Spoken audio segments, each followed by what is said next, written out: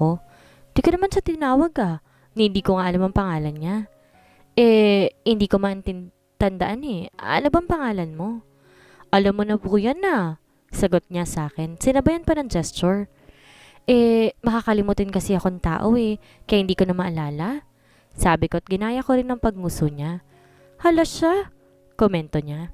Sige, tulungan mo ako makaalala. Ano naman ang pangalan mo? I asked her once again. Sige po. My name is Dylan. Hala kang bata ka. Ano na naman ang ginagawa mo rito? Kanina ka pa hinahanap ng kuya mo. Biglang sigaw na isang babae.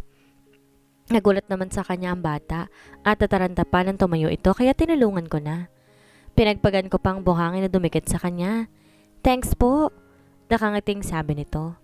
Halos tumulo ng puso ko nang tumakbo siya palapit sa babae. Kinabahan ako na baka madapa siya. Ang taba-taba pa naman yung bata.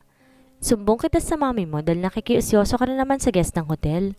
Hala, wag naman po ate. Kilala naman po ako ni Kuya Pogi. Sabi nito at lumingon sa akin. Nilitian ko siya at mabilis niyang ginantihan. Bumilis ang tibok ng puso ko na makitang pamilyar ng ngiting iyon. Para nakita ko na pero hindi ko naalala. Bye na po kuya. Paalala nito sa akin at kumaway pa sa akin. Tara na, aba? Sabi nito sa kanya, tinawakan ng kamay niya. Pogi niya po no ate. Balik po ulit ako dito tas hahanapin ko siya. Narinig ko pang sabi nito na mukhang ako ang tinutukoy niya. Bata-bata mo pa Susumbong na talaga kita sa mami mo. O sa kuya mo makikita mo, Dylan. Isa pogi nga po siya ate. Ano naman? Kahit papalayo na sila sa akin, narinig ko pa rin ang pinag-uusapan nila at patalon-talon pang batang babae na mukhang ang saya-saya niya rin. Halos ayaw ko mawala sa paningin ko ang bata dahil parang nararamdaman kong bumalik ang lungkot ko na hindi ko siya makita na isa lang din naman na napagtanto ko sa araw na to. Nakausap ko lang siya ay gumaan ng pakiramdam ko. Sana nga makikita ko pa siya ulit. Ang kulit niyang bata. Kuya Pogi raw. Mom! Nawawala na naman po si Dylan. Baka nasa beach na naman po siya. Sigaw ni Lou at napatalon pa ako sa gulat. Bigla-bigla naman kasing sumisigaw tong panganay ko Iniwan ko munang niluluto kong pizza para sa snack namin mamaya. Nasa beach? Nasa labas ba ka mo, Lou? Tanong ko sa aking anak at tumango siya. Nasa hamba siya ng pintuan at sumisilip lamang. Opo, mom. Kanina naglalaro lang siya doon. Pero lumabas po siya Nakatulog ako kanina. Pahayag niya. Talagang mahilig lumabas ang batang yon. Di talaga siya tumatagal sa isang lugar lamang. Inahanap na po siya doon. Ayoko pong lumabas, mommy.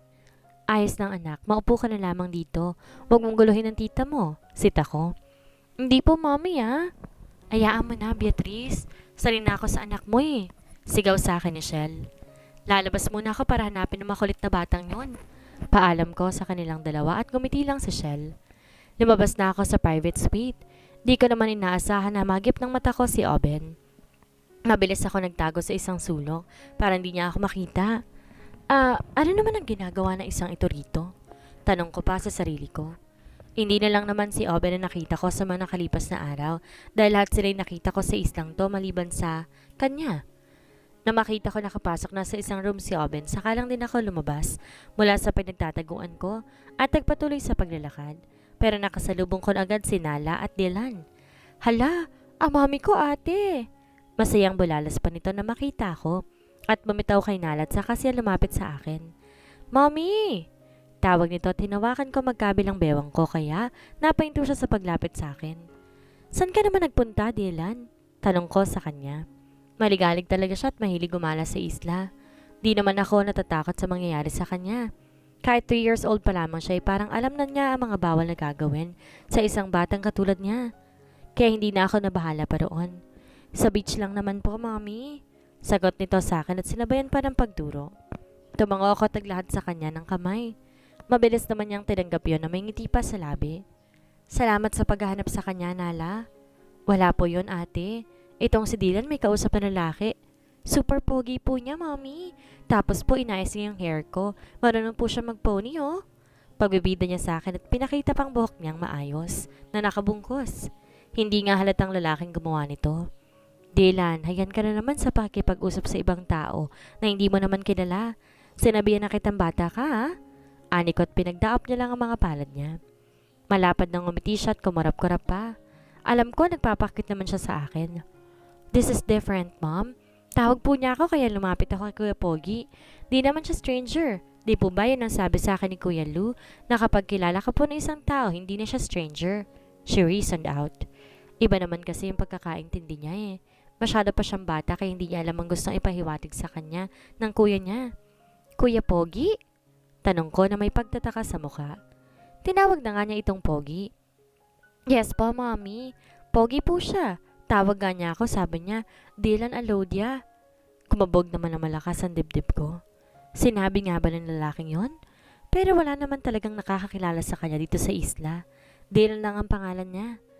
Sinabi niya yon? Nauutal pang tanong ko na medyo kinabahan ako. Sino kaya yon? May nakakakilala nga ba talaga sa anak ko?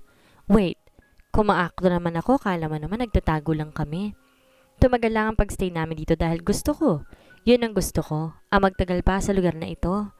2 taon na kami naninirahan sa isla, sa hotel ni na Jay at Elise. Dito pa rin sa Black Island.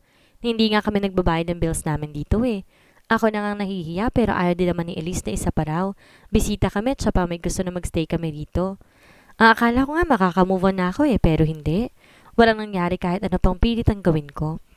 Ang kalimutan ko siya pero sa tuwing gagawin ko yon, ako lang nahihirapan. Mas nasasaktan ako. Siya pa rin talagang mahal ko. Kahit wala na akong update sa nangyayari sa buhay niya. Baka sa mga oras na to, kasal na sila at may anak na rin. Tanggap ko naman yon kaya inihanda ko ang sarili ko sa pagbabalik namin sa Maynila. Para hindi na ako maging katulad pa na dati, na masyadong mahina. At ang gusto ko lang ay makasama siya ulit. Sige na, Nala. Bumalik ka na sa trabaho mo. Ako lang bahala sa anak ko. Sabi ko at tumango naman siya. Sige po ate. Tara na't bumalik na tayo, Dylan. Sige po, Mommy. Inaya ko na pabalik sa room namin ang anak ko. Itong hotel room, alam mo ba kung nasaan? Napahinto naman ako sa paglalakad ko na makarinig ako ng pamilyar na boses. Dito po sa bandang yon, sir. Kanina pa kasi ako pabalik-balik dito pero nahihirapan pa akong hanapin. I just shook my head at nagpatuloy na lamang kami. Baka kaboses niya lamang yon. Imposible naman ang bagay na yon. Hindi siya yon dahil ano naman ang gagawin niya rito? Iiwan niya ang pamilya niya sa Maynila? Kuya Lou, may nakilala po akong Kuya Pogi. Super kamukha mo po, kuya. Pagkapasok naman yun, agad ang bunga ni Dylan. Dylan, ang boses mo, halaka. Saway ko sa kanya. Tumawa lang si Shell. Ano ba yon, Dylan? Sa labong ang kilay na tanong ni Lou. Kuya, kamukha mo po talaga si Kuya Pogi. Kapag old ka na po, ganun ang looks mo. Super tangkad niya rin po. Pangulit pa nito sa kuya niya. Umiling na lang ako at iniwan na lang sila doon sa sala. Bumalik ako sa ginagawa ko kanina na hindi ko pa natatapos. The next day, nakita ko na naman ang bata. Naglalakad lang siya sa hall ng hotel and as far as I know, ang floor na ito ay para lang sa mga VIP. Ang sabi niya sa akin, nagtatrabaho ang mommy niya. So anong ginagawa niya sa floor na ito kung isa lang worker ang kanyang ina? Palihim ko naman siyang sinusundan at kahit ang paglalakad niya, may patalon-talon pa. Pigil tawa na lang ako habang pinapanood ko siya. Psst! Ala, sino ka po? Gulat na sigaw nito at bigla siyang humarap sa akin. Namimilog ang mga mata niya na makita ako na kalaunan. Napati na lamang siya. Kuya Pogi! Masayang saad pa niya. I tapped her head at lumuhod ako sa harapan niya. San ka pupunta? Alam ba ng mami mong pag-alagala ka rito? I asked her and she shook her head. Hindi po kuya. Shh ka lang po. Alikay, papakita ko po sa yung hotel room namin. Sabi nito at hinila ang kamay ko at saka tumayo na rin ako. Nagpaubaya ako sa bata at tinalangan niya ako sa hotel suite nila. Sinong kasama mo dito kung ganon? Tanong ko. I'm with my mom po, my kuya and tita Shell. Sagot niya na kinabigla ko pa sa narinig na pangalang binanggit niya. With whom? Tita Shell? Pagkumpirma ko. Isang tao lang naman ang kilala ko may kapangalan na Shell at yun na yung asawa ni Jovan.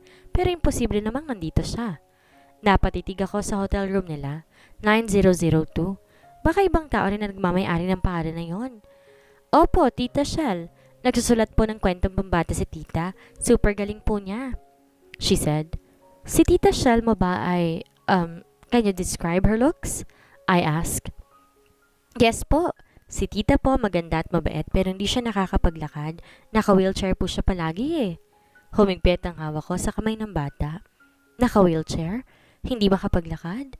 Posible kayang si Shell na kilala ng batang ito at si Shell na asawa ng kaibigan ko iisa lamang? Gusto mo bang kumain ng pizza? Labas tayo? Pag-aya ko sa kanya at sunod-sunod ng pagtango niya. Gusto ko po. Let's go. Pinangko ko ng bata para mabilisan ang paglabas namin. Ang lakas agad ng kabog sa dibdib ko. Pizza and drinks, please. Agarang sabi niya at pumalakpak pa. Sure, pizza and apple juice, I told the waiter. Napatingin ako sa entrance ng Black Restaurant. Tinaas ko agad ng kamay ko para makita niya ako. Lance, bakit mo ako pinatawag? May emergency ba? Wait, may kadate ka pa palang bata ah. Puno niya na ay kinahalak ako. Hi po!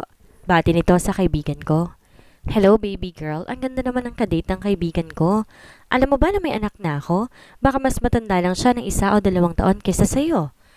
I'm 3 po, pero ayoko po sa anak ninyo. Gusto ko po kay Kuya Pogi. Sabi nito at tinunuro pa ako. Natamis ko siyang nitian. Kuya Pogi? Aba may asawa na yan. Okay lang po, sabi lang nito. Sila na lang po ng mommy ko, bagay po sila. Aba, at gagawin mo palang daddy mong kaibigan ko ha? Ang galing. Natatawang sabi ni Oben at siniko ko naman siya. Ano nga pa ng dahilan kung bakit mo ako pinatawag dito, Lance? May nalaman kasi ako. Tatawagan mo si Jay at ipacheck mo ang guest room niya sa 9002. I told him at tumango naman siya. Okay, noted. Dumating naman agad ang order namin at inasikaso ko pa ang bata. Masagana siyang kumain. Hindi halatang 3 years old pa lamang siya. Parang nasa 5 na nga siya eh. Ang paraan kasi ng pananaligta niya, di man lang siya nabubulol at diretso pa. Inilapag ni Oben sa mesa ang laptop. Nag-iisang nakaupo naman ang kasama naming bata sa tapat namin. Abala siya masyado sa pagkain. Room 9002? Sige, titingnan ko, sabi ni Jay. Naka-video call kami. Wait, this is weird. Ano nakita mo? Tanong ko, tunog excited pa. 2 years na. 2 years na naka-check-in ang guest na ito sa 9002 at hindi pa nakaka-check out. Kaya baka posible na ang mag-iina mo? Kumunot naman ang noo ko. Hindi. Si Shell ang alam ko. Sinabi ng batang kasama namin ngayon. Naka-wheelchair daw kaya baka siya na yun. Naghinala na ako dahil sa wheelchair. Sabi ko. Ganun ba? Walang pangalan na naka-check-in sa room 9002 kaya kahina-hinala nga ito. Pero tumagal na to ng 2 taon. Mabuti pa tingnan nyo na lang. Katukin nyo at kapag hindi kayo pagbubuksan, tatawagan ko ang supervisor ko para bigyan kayo ng extra key card. Tamang-tama rin napupunta dyan si Jovan para sabay-sabay niyang malalaman. Natapos kami sa pagkain at tinintay lang namin ang pagdating ni Jovan. At ilang minuto lang din nakita na namin siya naglalakad. Kasama pa niya si Govan. Kiddo, ihahatid na kita sa hotel room ninyo ha? Sabi ko, tinawakan ko ang kamay niya. Okay po, sabi nito na ikinangiti ko. Malalaman namin ngayon kung sino ba si Shell, ang tinutukoy ng batang tita niya. Jov! Hi, Gerald! I greeted his son. Yo, Tito Lance! Ginulo ko ang buhok ni Gerald at napatitig naman siya sa batang katabi ko. Sino po siya, Tito? Tanong nito sa akin. Eh, ikaw, sino ka ba? I chuckled when the little girl asked him. Tara, ihatid ka na namin sa hotel suite mo, Jovan? Ano? Kadarating lang namin ng anak ko, may room na kami kaagad? Teka lang, paano niyo pala nalamang darating nga kami? Naguguluhan niyang tanong. Pero hinila lang siya ni Oben, kaya mabilis niyang binuhat si Gerald. Nabusog ka ba? I asked the kid.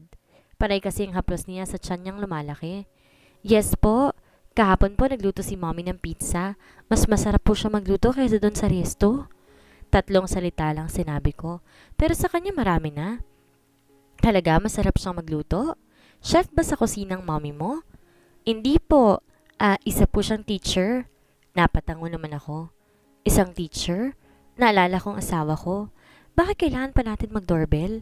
Hindi ko kayo maintindihan na. Naguguluhang sabi ni Giovanna nasa tapat na kami ng room 9002. Magtataka talaga siya dahil bakit nga ba kami magdo-doorbell kung pwede naman nitong buksan kaagad. May tao kasi sa loob. Nakalimutan kong dalhin yung keycard. Pagdadahilan ni Oben na may kasama pang pagkamot sa ulo. Sino naman? Basta, ako lang ang pipindot nito. Ay hala po, ano bang ginagawa niyo sa hotel room namin? Nagtatakang tanong ng bata. Kaya't sa labo ang kiling ni Giovanna lumingon sa akin. Did I told you already na ihahatid kita? Ay, opo pala pero... Sino naman ang kasama mong yan? Pamilyar sa akin. Ako rin po, Dad. Ala po, baka magalit po ang mommy ko. Kuya Pogi, ano po bang gawa ninyo? Atid niyo lang po talaga ako? Bakit ang dami po ninyo tas may bata pa? She asked me innocently. Bata ka rin naman ah. Gerald fired back. Gusto nilang makilala ang tita Shell mo. Sabi ko at nanlaki ang kanyang mata. Ang tita Shell ko po? Hala, may asawa na po ang tita ko at may anak na rin. Si Gerald po ang anak ni tita. Gerald? Is that my name, Dad? Natigilan naman ang kaibigan ko sa tanong ng kanyang anak. Para sigurado tayo, sige. Sabi niya lang at takmang pipindutin na nga niyang doorknob nang bumukas na ito kaagad. Parang bumagal pang takbo ng oras dahil lang sa pagbukas ng pintuan, kasabay ng bumilis ang tibok ng puso ko. Tigil hininga ang ginawa ko na makita ko sinong babaeng nagbukas ng pinto. Beatrice Sheldelan?